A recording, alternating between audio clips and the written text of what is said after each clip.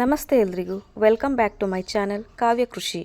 ಒಳ್ಳೆಯ ಆರಂಭ ಅರ್ಧ ಕೆಲಸ ಮುಗಿದಂತೆ ಅಂತ ನಮ್ಮ ಹಿರಿಯರು ಹೇಳ್ತಿದ್ರು. ಅದೇ ರೀತಿ ಪೂಜೆ ಮೂಲಕ ನಾನು ಹೊಸ ಹೆಜ್ಜೆ ಇಡ್ತಿದ್ದೀನಿ. ಪ್ಲೀಸ್ ಎಲ್ಲರೂ ಸಪೋರ್ಟ್ ಮಾಡಿ. ಇವತ್ತಿನ ದಿನ ನಾವು ನಮ್ಮ ಅಡಿಕೆ ತೋಟಕ್ಕೆ ಗೊಬ್ಬರ ಕೊಟ್ಟು ಬಂದ್ವಿ. ಇದೇ ರೀತಿ 6ರಿಂದ 7 ದಿನಕ್ಕೆ ಒಂದು ಸಲ ಗೊಬ್ಬರ ಕೊಡ್ತೀವಿ. ಅದೇಗಂದರೆ ಪ್ರತಿದಿನ ನಮ್ಮ ಮನೇಲಾಗೋ ಹಸುವಿನ ಸಗಣಿ ಮತ್ತು ಗಂಜಲಾನ ಈ ರೀತಿ ಒಂದು ಸಿಂಟೆಕ್ಸ್ಗೆ ಹಾಕ್ಕೊಳ್ತೀವಿ.